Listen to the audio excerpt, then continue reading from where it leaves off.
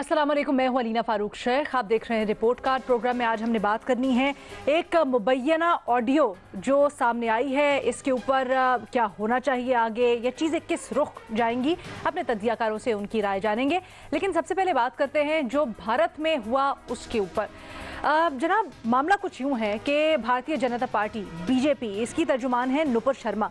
उन्होंने कुछ रोज़ पहले एक टीवी प्रोग्राम के दौरान इस्लाम और नबी पाक सल्लल्लाहु अलैहि वसल्लम से मुतल्लिक इंतहाई गुस्ताखाना, इश्तियाल अंगेज़ गुफ्तगू की बयान दिया, जिसके ऊपर न सिर्फ भारत में बल्कि अब पूरी दुनिया से ही रद्द अमल आ रहा है। भारत के अंदर तो एक डेढ़ हफ्ते से इसके ऊपर एहतजाज हो रहा है, लेकिन जो हुकूमत है वहाँ पर वो इसको दबाने की भरपूर कोशिश कर रही है। यकतरफा कार्रवाइयाँ भी हो रही हैं मुसलमानों के खिलाफ। अब इसके ऊपर कुछ इस्लामी ममालिक हैं, अरब ममालिक हैं, जिन्होंने एहतजाज किया है और वहाँ पर बैन इंडिया, बॉयकॉट इंडिया की मुहिम चल रही है, जिसमें ये अपील की जा रही है कि भारत से जो आने वाली मसनूआत हैं उनका बॉयकॉट किया जाए। कुछ इस्लामी ममालिक तो हैं, पाकिस्तान ने भी इसके ऊपर भरपूर एहतजाज किया है, दफ्तर ख़ारजा ने तलब भी किया। आज भारतीय दफ्तर ख़ारजा के तर्जुमान को और भरपूर एहतजाज किया गया। वज़ीर आज़म ने, सदर मुमलिकत ने और मुसल्लह अफ़वाज के तर्जुमान ने भी इसकी भरपूर मजम्मत की है। अब सवाल अपने तज्जियाकारों से इस पूरी सूरत हाल के ऊपर कुछ यूँ कि ये जो मुहिम चल रही है बॉयकॉट इंडिया, मुस्लिम ममालिक भारतीय प्रोडक्ट्स का बॉयकॉट करके मोदी को मुसलमान के खिलाफ नफरत अंगेजी से रोक सकेंगे, हाँ या नहीं के ऑप्शंस हैं उनके पास। और ज़रा बगौर इसका जायजा लेंगे पूरी सूरत हाल का। आज हमें पैनल पर ज्वाइन कर रहे हैं इरशाद भट्टी साहब, रीमा उमर साहिबा, सोहेल वड़ाइच साहब और सलीम साफ़ी साहब भी हमारे साथ मौजूद है। इरशाद भट्टी साहब, सबसे पहले आप फरमाइएगा, क्या आपको लगता है कि अगर भारत की प्रोडक्ट्स को मुख्तलिफ ममालिक बैन कर दें तो इससे ज़रा असर पड़ सकता है? दूसरा, क्या आपको लगता है कि इस्लामी ममालिक जो हैं इसके ऊपर मुत्तहिद है मामले के ऊपर एटलीस्ट? जी, पहला तो हाँ है, जवाब मेरा हाँ में है। अगर ऐसा हो जाए तो बिल्कुल फ़र्क पड़ता है। देखिए, रसूलुल्लाह सल्लल्लाहु अलैहि वसल्लम पर मेरी हमारी जाने कुर्बान, रसूलुल्लाह सल्लल्लाहु अलैहि वसल्लम की ज़ात मुबारक, रसूलुल्लाह सल्लल्लाहु अलैहि वसल्लम की इज़्ज़त व नामूस पर ज़ीरो टॉलरेंस। बैसियत मुसलमान रसूलुल्लाह सल्लल्लाहु अलैहि वसल्लम की जब बात आती तो हमारी शाहरग की होती है, शाहरग है ये हमारी, इस पर वार किया जाता है। बीजेपी और मोदी सरकार ने हमारी इस मामले में रेड लाइन क्रॉस की है।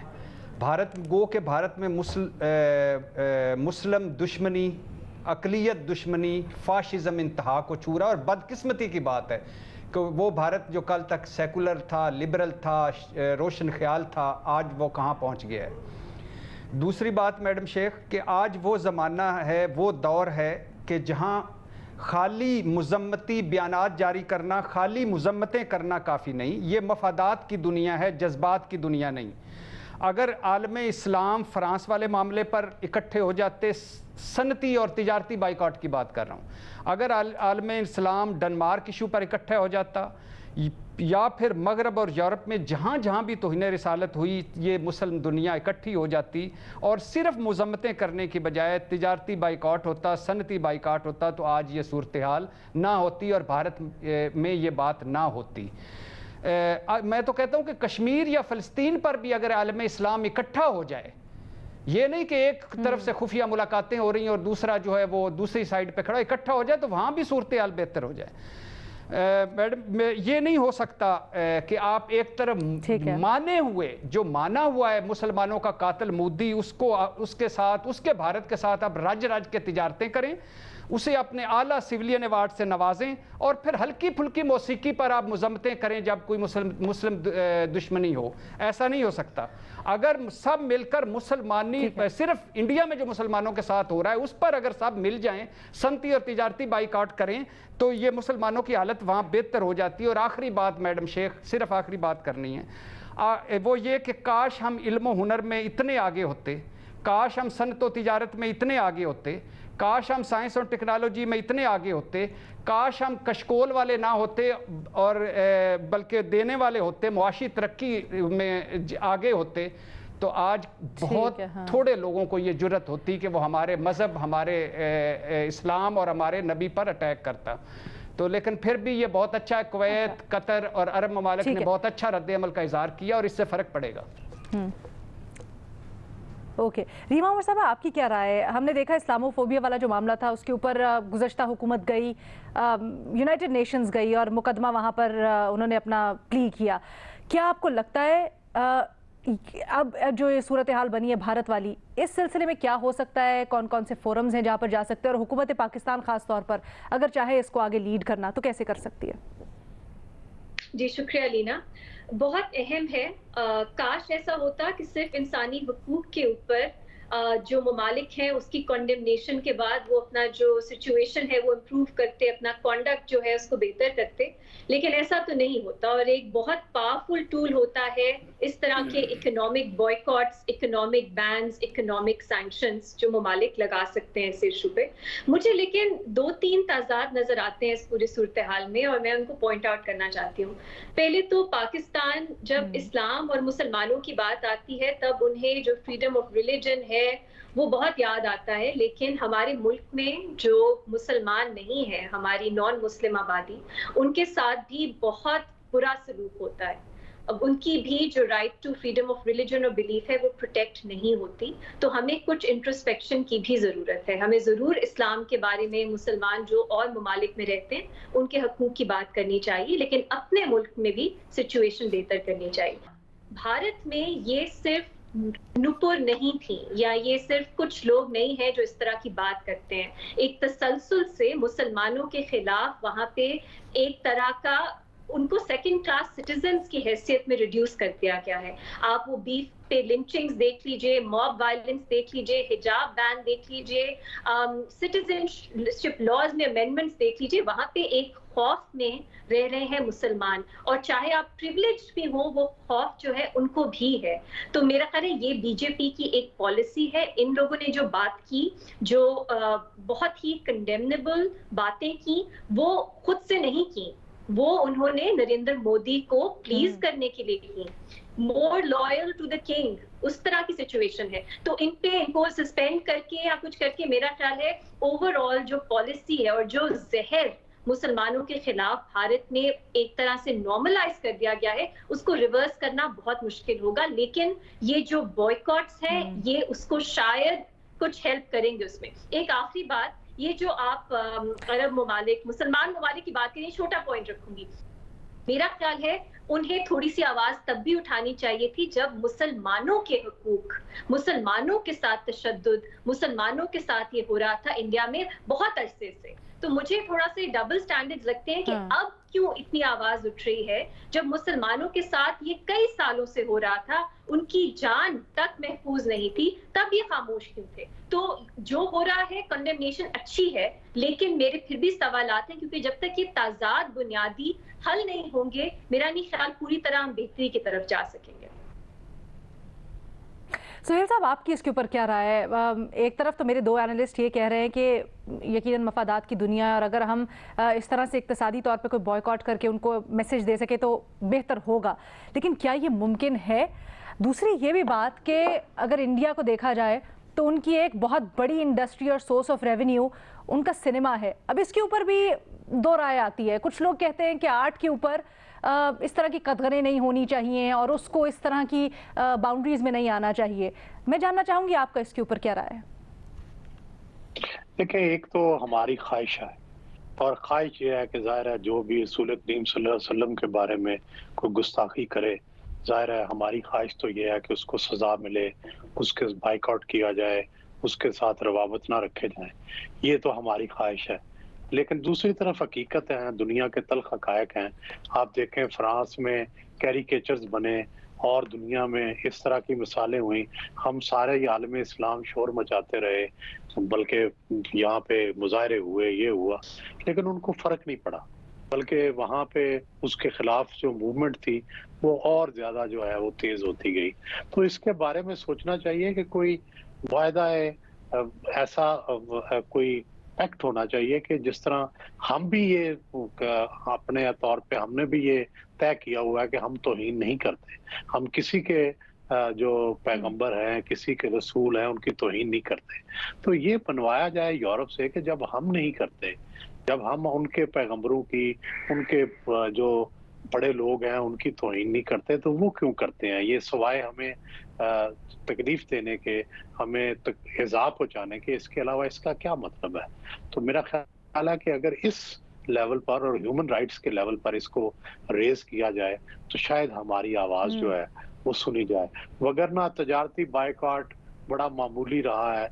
आपने देखा ईरान ने एक ज़माने में रुश्दी के बारे में बड़ी कंपेन की थी, लेकिन आपने देखा कि रुश्दी को आज तक पनाह हासिल है, आज तक रुश्दी वहाँ मौजूद है। तो ये बुनियादी बात यह है कि हमें अपनी कोई स्ट्रेटेजी जो है उसको बदलने की ज़रूरत है।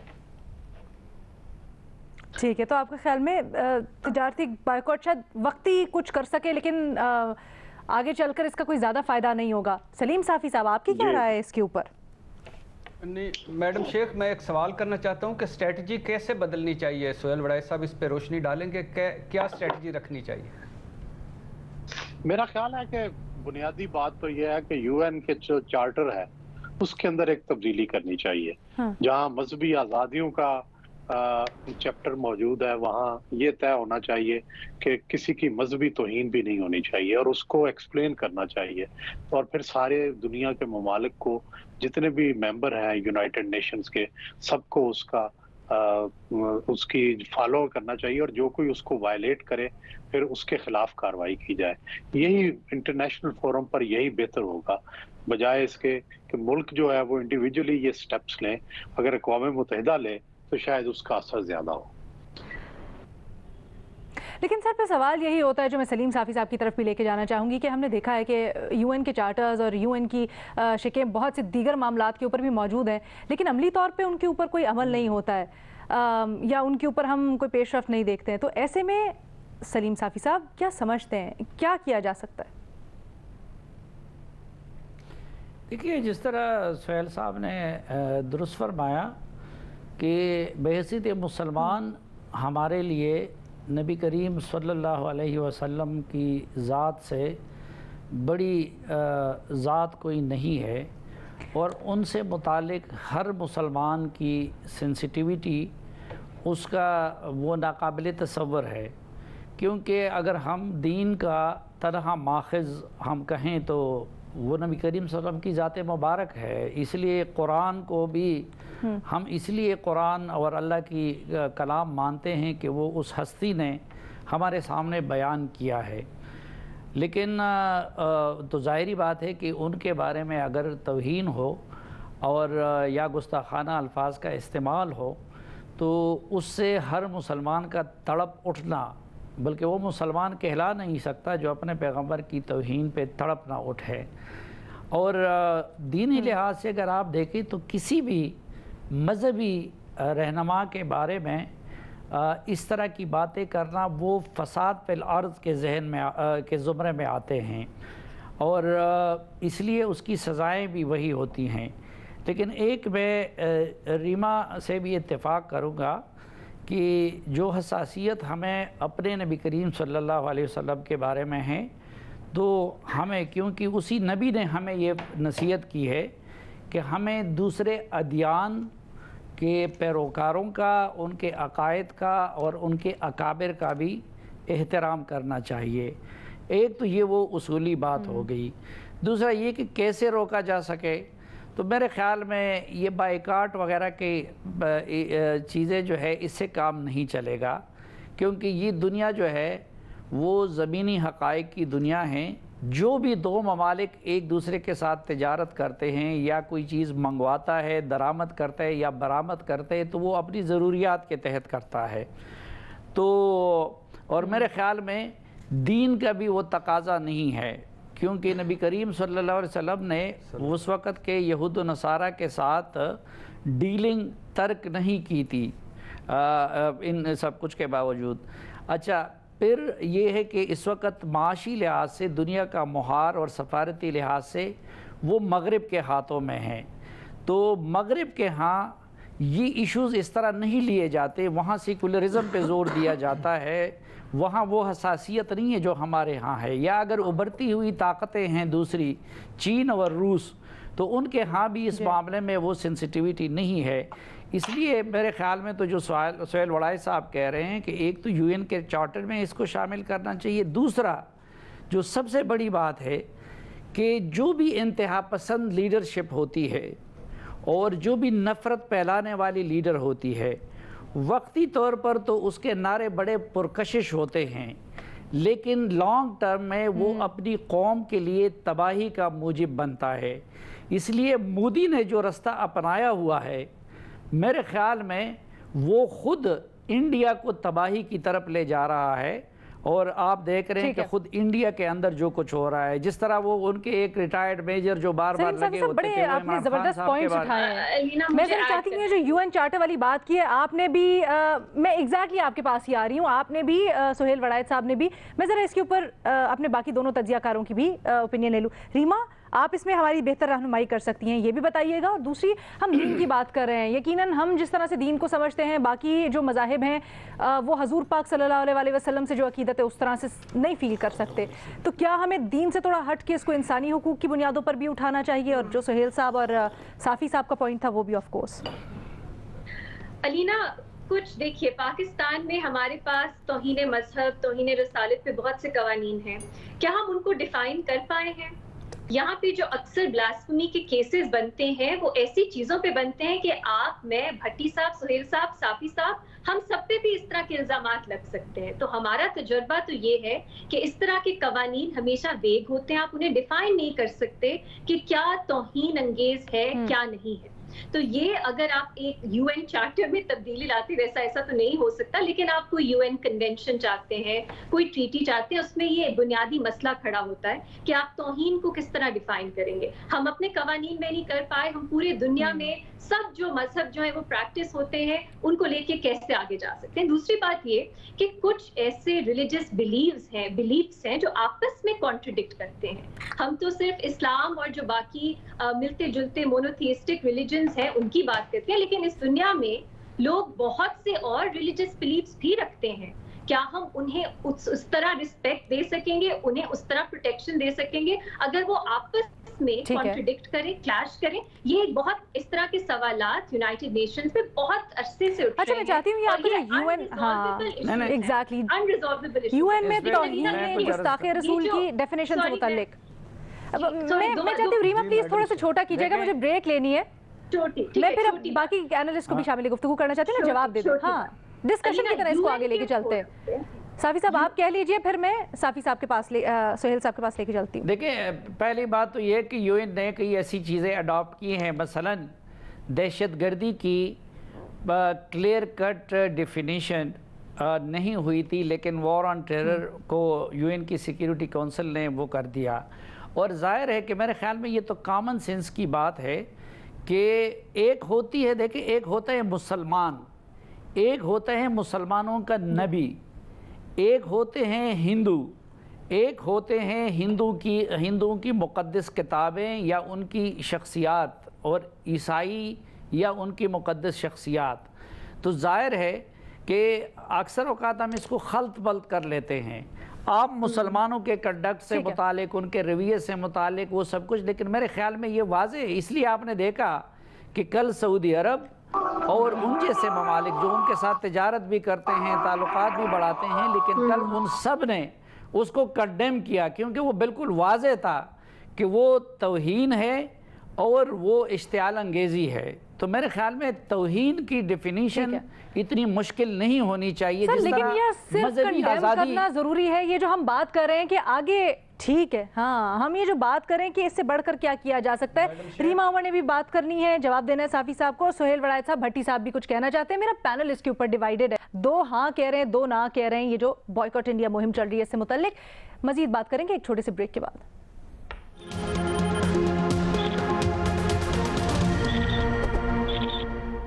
Welcome back. हम बात कर रहे हैं कि गुस्ताखाना जो बयान दिया गया है बीजेपी की रहनुमा की तरफ से, उसके ऊपर जो बॉयकॉट इंडिया मुहिम की अपील की जा रही है, क्या ये सूदमंद साबित होगी? भट्टी साहब, ब्रेक पे जाने से पहले आप कुछ पॉइंट उठाना चाह रहे थे। जी, एक तो मैं रीमा साहबा से एग्री करता हूँ, उनके पॉइंट्स में वज़न है। हमें अपने घर और अपने पाकिस्तान और वो उस पर भी चीज़ों को, काफ़ी चीज़ें सीधी करने की ज़रूरत है। और क्योंकि नबी अकरम सल्लल्लाहु अलैहि वसल्लम का ये भी फरमान है कि किसी के झूठे खुदा को भी बुरा ना कहो, कहीं वो आपके सच्चे खुदा को बुरा ना कह दें। दूसरी बात यह है कि सोहेल साहब से माजरत के साथ कि अक़वाम मुत्तहिदा के चार्टर पे क्या कुछ नहीं है और अक़वाम मुत्तहिदा कौन कंट्रोल करता है। जिंदे घर दाने उनके कमले भी सियाने, यानी वो जो चंद एक लोग हैं जहाँ 4-5 मुल्क हैं, 10 होंगे 15 होंगे जो अक़वाम मुत्तहिदा में जिनकी सुनी जाती है, हमारे तो सुनी ही नहीं जाती। तो अक़वाम मुत्तहिदा पे ले जाना तो कोई नहीं है। यही सबसे बड़ा बाइकआउट है। मैं आज कहता हूँ कि मैं इंडिया का बाइकआउट करता हूँ इस मामले पर। तो यही हर मुसलमान को बाइकआउट करना चाहिए। जो मुसलमान है, जो अल्लाह और रसूल पर बिलीव रखता है, नबी को आखिरी नबी मांगता है, कोई एक रेड लाइन होनी चाहिए। तो जब मुसलमान मिलकर बाइकआउट करेंगे तो अक़वाम मुत्तहिदा से ज्यादा फर्क पड़ेगा। भट्टी साहब की जो ख्वाहिशात हैं और उनके जो बिलीव्स हैं उनको मैं उनकी बड़ी वैल्यू करता हूँ, उनकी बड़ी इज्जत करता हूँ। लेकिन दुनिया के तल्ख हक़ाइक़ कुछ ऐसे ही हैं, जैसे मैंने कहा कि सलमान रुश्दी वाला वाक़या देख लें। ख़मीनी साहब किस हद तक उन्होंने जारहाना तर्ज़ अवल इख्तियार किया था, लेकिन उसका नतीजा क्या निकला कि सलमान रुश्दी अभी तक उसी तरह आज़ाद फिरता है, ठीक है। और जो है वो कोई ईरान की कैंपेन का कोई फ़ायदा नहीं हुआ मासवाए मतून ठहराने के और सलमान रुश्दी को गुस्ताख ठहराने के। उसका एक दुनिया में ज़रूर असर हुआ और लोगों ने उसको ज़रूर जाना। तो आप एक काउंटर स्ट्रेटजी तो बना सकते हैं, लेकिन मेरा ख्याल है कि दुनिया के जो बदलते हुए हक़ाइक़ हैं, जैसे साफ़ी साहब ने कहा है बड़े अच्छे तरीके से कि दुनिया में जो जो नए मसाइल आते हैं, अक़वाम मुत्तहिदा या दुनिया की जो अक़वाम आलम है उनमें उन मसाइल को नए सिरे से किया जाता है, तय किया जाता है। तो जिस तरह कभी बाकी चीज़ें तय की गई थी, सरहदें तय की गई थी, जिस तरह लड़ाई के लिए एक स्ट्रेटजी बनाई गई थी कि अगर लड़ाई होगी तो सिक्योरिटी काउंसिल बीच में आएगी, इसी तरह मेरा ख्याल है जो तौहीन है, जो एक मज़ाहिब की तौहीन है, जो एक दूसरे को तकलीफ पहुँचाने की कोशिश है, या इकनॉमिक बहरान है, या जैसे अभी कोविड आया था तो कोई मेडिकल स्ट्रेटजी नहीं थी दुनिया के ममालिक की आपस में, वो बनानी चाहिए। तो अक़वाम मुत्तहिदा को ग्रो करना चाहिए। हम जितना भी इनकार कर, हाँ अलीना, ये पहली बार नहीं है कि तौहीन मज़हब का मामला यूएन में रेज हुआ है। 1990 से तसलसल से जनरल असेंबली में इसके खिलाफ रेजोल्यूशंस पास हो रही हैं। लेकिन जो मैं बात कर रही हूँ, मुझे हैरत है, सुहेल वराइद साहब कह रहे हैं वो तल्ख हक़ाइक़ की बुनियाद पे अपना तबसरा करें। तल्ख हक़ाइक़ ये हैं कि जो यूएन में ओवरऑल सारी ट्रीटीज हैं, जिस तरह फ्रीडम ऑफ स्पीच को समझा जाता है, रिलीजियस बिलीफ को समझा जाता है, उसमें इस तरह का कोई चार्टर में तब्दीली नहीं आ सकती। और ये पहली बार नहीं है इशू, ये कई दहाइयों से चल रहा है और इस पे कोई रेजोल्यूशन नहीं निकला। रेजोल्यूशन क्या निकला है कि आप मजहब की जगह जो लोग मजहब प्रैक्टिस करते हैं उनके हकूक की बात करें, फिर आपका केस ज्यादा स्ट्रॉन्ग है। भारत में, इसलिए मैं क्यों कह रही थी कि मुसलमानों के खिलाफ बहुत अरसे से इंसानी हकूक की वायलेशंस हो रही हैं, इसको आप बुनियाद बना के जो पहले बयानात हैं उनको साथ जोड़ें, फिर एक बेहतर आपको तस्वीर सामने मिलती है। दूसरी हक़ाइक़ की बेस पे बात एक और कि भारत में कई दिनों से इस पे एहतजाज हो रहा था, लेकिन जब यूएई के कुछ ममालिक ने और यूएई ने और कतर ने और मुसलमान ममालिक ने बॉयकॉट इंडिया की ये चीज शुरू की, तब हमने देखा कि बीजेपी की तरफ से, भारत में हुकूमत की तरफ से क्लैरिफिकेशन आई। इसका मतलब है उसका कोई इम्पैक्ट था। यूएन के जो इदारे हैं वो भारत को कई खत लिख चुके हैं, रिपोर्ट्स आ चुकी हैं, भारत को कंडेम कर चुके हैं। भारत क्या कहता है, हम आपको मानते ही नहीं। तो अगर आपको लगता है यूएन के फोरम से आपको रिलीफ मिलेगा, ये जो सब मैंने मिसाइल गिनवाए हैं ये इम्पेडिमेंट्स है, लेकिन जब बॉयकॉट इंडिया की शुरू हुई तो उन्होंने क्लैरिफिकेशन दी। इसका मतलब है इकोनॉमिक जो रेप्रिकॉशंस है और ओवरऑल इंडिया का एक इमेज, अलीना, वो एक शाइनिंग इंडिया का तासुर देना चाहते हैं। उसको जब धचका पहुंचता है, इम्पैक्ट होता है। अब यूएई को ले लें आप, मैं साफ़ी साहब से माजरत के साथ एक एसेंशियल टू पिन पॉइंट है सर, एक जुमला, हाँ एक सिर्फ मुख्तसर सा एक जुमला। नंबर 1, जैसे सोहेल वड़ाई साहब ने कहा कि जंगों की बात की यूएन में है कि जंगें नहीं होनी चाहिए। आपके सामने इराक है, आपके सामने लीबिया है, आपके सामने शाम है, और उसके बाद आपके सामने फ़लस्तीन है, आपके सामने कश्मीर है। सोहेल साहब से जवाब ले लेती हूँ, फिर साफ़ी साहब के पास जाती हूँ जल्दी मुख्तसरन। सोहेल साहब, मेरा ख्याल है कि भट्टी साहब को इल्म होना चाहिए, इंडिया के मुसलमानों के बारे में भी आवाज़ उठती रहती है। हाँ, ये उतनी स्ट्रांग नहीं है जितनी होनी चाहिए, लेकिन बुनियादी बात यह है कि आप ह्यूमन राइट्स की वायलेशन का, और दूसरा आपकी आवाज़ में कितनी ताकत है, क्या आप कितनी ह्यूमन राइट्स को جو ہے پروٹیکٹ کرتے ہیں تو اتنی آپ کی آواز میں طاقت بھی ہوگی. اگر آپ پہ خود الزامات ہیں ہیومن رائٹس کی وائلیشن کے تو پھر ظاہر ہے آپ کی آواز اتنی طاقتور نہیں ہوگی. سر ویسے کیا سلیم صافی صاحب یہ زبانی جمع خرچ ہے، معذرت کے ساتھ مجھے یہ کہنا پڑا ہے، لیکن کیا یہ صرف مذمت زبانی جمع خرچ ہے یا واقعی کچھ پریکٹیکل اقدامات بھی اٹس ہائی ٹائم کہ ہم لوگ کریں؟ ابھی ریما یو اے کی بات کر رہی تھی تو پچھلے 2 ہفتوں سے یہ سارا مسئلہ چل رہا ہے، انڈیا میں اتنا واویلا مچا ہوا ہے، احتجاج کر رہے ہیں لوگ، لیکن پھر ہم نے دیکھا یہ ابھی کل پرسوں بڑے انڈیا کے مشہور ایوارڈز ہیں وہ ہوئے یو اے میں، ابو دھابی میں ہوئے. نہیں، یہ وہی حقائق ہیں جس کی طرف سہیل وڑائی صاحب نے اشارہ کیا. دوسری بات یہ کہ ٹھیک ہے جس طریقے سے بھی ان کو اس طرح کی حرکتوں سے روکا جا سکتا ہو، وہ ان کے پروڈکٹس کی بائیکاٹ کا ہو یا کوئی اور طریقہ ہو، وہ اس کی کوشش کرنی چاہیے. اب میرا اپنا اوپینین یہ ہے کہ انڈیا کو شاید تکلیف اس وقت ہوئی اور انہوں نے تب ایکشن لیا کہ جب سعودی عرب، قطر اور ان ممالک نے سرکاری سطح پہ ان کو کنڈیم کیا اور اس کی مذمت کی. اور وہ بھی ظاہری بات ہے کہ اس کی اصل وجہ جو ہے ان کا اکنامک ڈیپینڈنسی ہے ان ممالک پہ، تو شاید اس زمینی حقیقت کی وجہ سے ہوئی. ایک اور بات میں عرض کرنا چاہتا ہوں کہ دیکھیں، ایک تو یہ ہے یہ تو ایک طرح سے آپ پھر مان رہے ہیں نا کہ اس سے فرق تو پڑتا ہے. ایگزیکٹلی آج صافی صاحب ہماری طرف دھڑا بدل گئے. نہیں وقفے کے بعد دیکھیں صافی صاحب یہ تو پھر پہلی بات تو یہ ہے نا، نہیں میں نے آپ سے عرض کیا نا کہ بائیکاٹ کا مہم کب سے چل رہا تھا. دوسری بات یہ ہے کہ میں اسٹوڈنٹ لائف میں ایک مذہبی تنظیم سے وابستہ تھا اور ہم نے یہ بائیکاٹوں کے مہم بہت چلائے ہیں، اور آپ یقین جانیے کہ کسی ایک چیز سے بھی ہمیں کامیابی نہیں ملی. چند دن وہ ڈرامہ چلتا ہے، پھر اگلے دن وہی لوگ جو ہے وہ کرتے رہتے ہیں. ابھی بٹی صاحب یہ بات کر رہے ہیں، لیکن ہو سکتے 2 دن بعد جو ہے نا یہ بھی آپ کے رپورٹ کارڈ میں کسی انڈین مووی کا حوالہ دیتے ہوئے نظر آئیں گے. تو دیکھیں ایک تو لیکن میں پھر بھی یہ کہہ رہا ہوں کہ بائیکاٹ سے کام چلتا ہو، زبان سے بات چلتا ہو، حکومتوں پہ پریشر ڈالنے سے بات چلتا ہو، ہمیں بیسیت مسلمان روک تھام کے لیے جو بھی اقدامات کیے جا سکتے ہیں کرنے چاہیے. ایک آخری بات ٹھیک ہے صافی ایک آخری بات اجازت دیجیے بریک لینی ہے، اجازت دیجیے آپ سب کی اللہ کے جی ٹھیک ہے. جی میرا خیال ہے اس چیز کو یہیں پہ ختم کرتے ہیں کیونکہ ہم نے بڑی اچھی طریقے سے اس کو ڈسکس کر لیا. ہمارا پینل اس کے اوپر ڈیوائیڈڈ ہے. 2 تجزیہ کار ہمارے سمجھتے ہیں کہ بالکل جو اکنامک سینکشنز ہیں وہ لگانے سے یا بوائیکاٹ کرنے سے فرق پڑ سکتا ہے. میرے 2 تجزیہ کار اس سے اگری نہیں کرتے. ہمارا پینل ڈیوائیڈڈ، لیکن آپ لوگ کیا سوچتے ہیں؟ سوشل میڈیا پہ ہمیں آگاہ کیجیے گا. ایک چھوٹی سی بریک لینی ہے، بڑا اہم ایشو ہے، اس کے بعد ڈسکس کرنا ہے.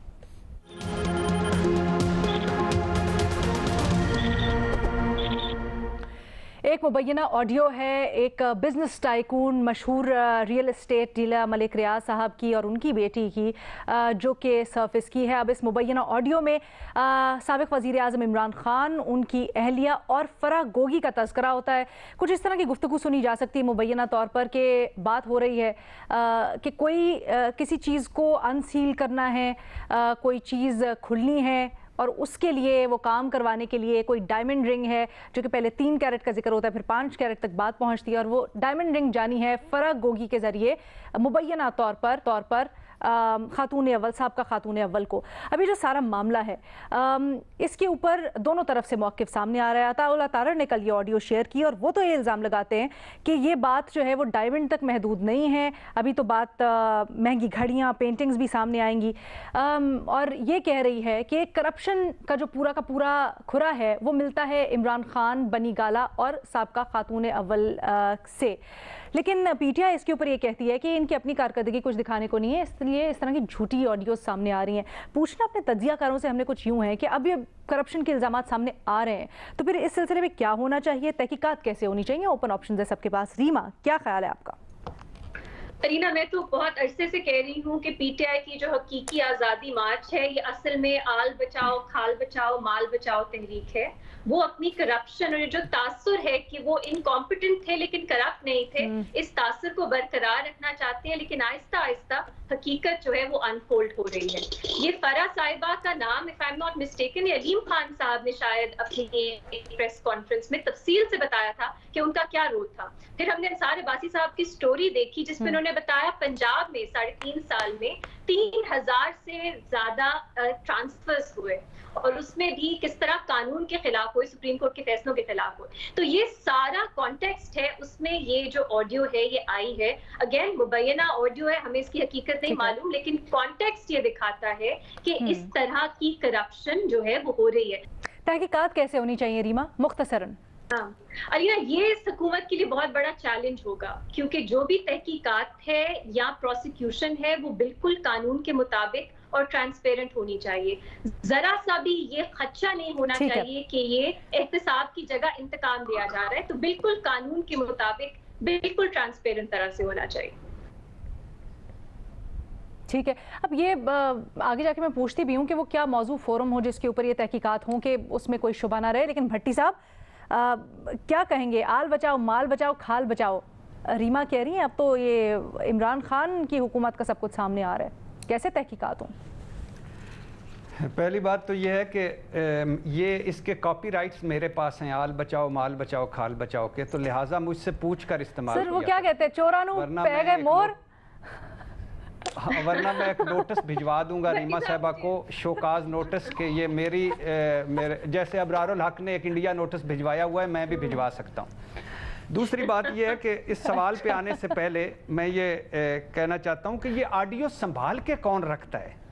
کون ہے جو یہ آڈیو ویڈیوز تیار کرتا ہے پھر مارکیٹ میں پھینک دیتا ہے؟ کہاں ہے یہ سارا ٹوٹا پروڈکشن ہاؤس؟ کس نے دیے یہ جھمکے؟ کہاں سے آئی یہ جھمکے؟ کس نے پہنائی یہ جھمکے؟ کوئی تو مجھے بھی دکھائے یہ جھمکا ہاؤس. دوسری بات, عمران خان بھی حیات ہیں, زرداری صاحب بھی حیات ہیں, ملک ریاض صاحب بھی حیات ہیں, فرا گجر بھی موجود ہیں, خاتون جو بول رہی تھی وہ بھی موجود ہیں, سابقہ خاتون اول بھی موجود ہیں, اور حکومت بھی عمران خان مخالف ہے. تحقیقات ہر صورت ہونی چاہیے, سپریم کورٹ کے نیچے کر لیں, کوئی دونوں دھڑوں کا کوئی ایک جو متفقہ آدمی ہو کوئی یا متفقہ کمیشن ہو وہ بنا لیں, سچ یا جھوٹ سامنے آنا چاہیے. یہ آل بچاؤ, مال بچاؤ, کھال بچاؤ, جس طرف بھی ہو وہ قابل مذمت ہے اور وہ نہیں ہونی چاہیے. اور آخری بات میڈم شیخ, یہ نہ کریں کہ چند دنوں کی تماش بینی, چند دنوں کے چسکے اور چند دنوں کے بعد ختم کر دیں. شہباز شریف جسٹس قیوم جو آئی تھی وہ بھی ختم ہو گئی, ذوالفقار مرزا کے بیان ختم ہو گئے, سہولت مرزا, عزیر بلوچ, راؤ انوار, جج ارشد ملک, ثاقب نثار, یوسف رضا گیلانی کے بیٹے کی آڈیو, جج شمیم ملک, ریاض ملک آڈیو, اور یہ سونے والی کیرات والی آڈیوز, کیوں اتنی دیر سنبھال کے رکھی جاتی ہیں یہ آڈیوز؟ پھر کیوں ایسے عجیب و غریب وقتوں پہ آتی ہیں آڈیوز؟ دیکھیں آڈیوز جو ہیں جتنی بھی لوگ تردید کرتے رہے ان میں کچھ نہ کچھ حقیقت تو ہے. چاہے وہ جسٹس قیوم کے آڈیو تھے, چاہے وہ سیف الرحمان کے آڈیو تھے, چاہے یہ آڈیو ہیں, ان پہ لوگ بلیو کرتے ہیں اور کچھ حقائق بھی جو ہے وہ مترشح کرتے ہیں. اس حقائق سے بھی پتہ چلتا ہے کہ یہ ٹھیک ہے. اب سوال یہ ہے کہ ان کی تحقیق ہوگی, احتساب ہوگا, انتقام ہوگا, یہ باتیں تو بات کی ہیں. پہلی تو بات یہ ہے کہ جتنا کہا جاتا تھا کہ جتنی ٹرانسپیرنٹ یہ حکومت ہے, ان آڈیوز سے تو یہ لگتا ہے کہ یہ ایسا نہیں تھا. اب اس کی بالکل میں اتفاق کرتا ہوں کہ احتساب ایسا ہونا چاہیے کہ یہ انتقام جیسا نہیں ہونا چاہیے, ماضی جیسا نہیں ہونا چاہیے. کوئی اس کا ایسا فورم بنایا سر, کیا موضوع ترین فورم ایسا, میرا خیال ہے عدالتیں ہی پھر بھی بہتر ہیں باقی اداروں سے. نیب سے یا ایف آئی اے سے تو بہتر عدالتیں ہیں کہ عدالتوں کے ذریعے سے کوئی اگر ایسی کوئی انویسٹیگیشن ہو اور اس کے اندر انکوائری, تو آپ کے خیال میں بہتر ہے. اچھا, یہ ٹرانسپیرنسی کی جو آپ بات کر رہے تھے انتہائی اہم.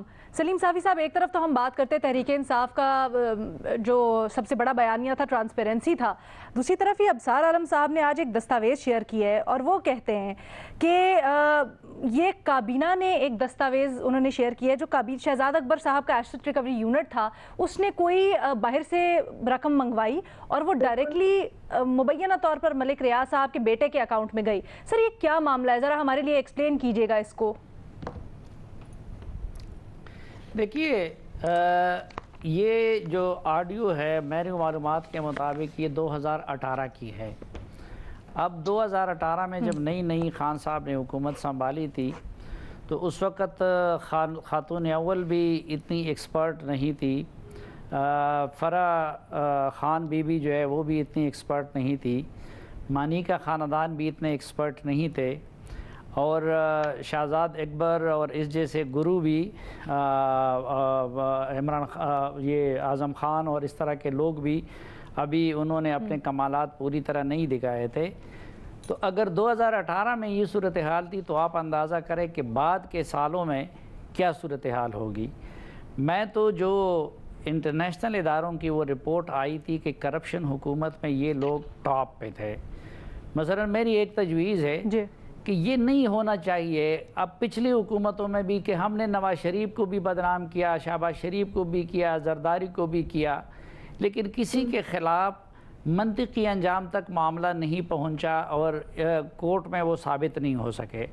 اب وہ کام عمران خان صاحب اور ان کے ساتھیوں کے ساتھ نہیں ہونا چاہیے کہ ہم ان پہ تبصرے کریں اور اس وقت بٹی صاحب نے آل بچاؤ مال بچاؤ کال بچاؤ۔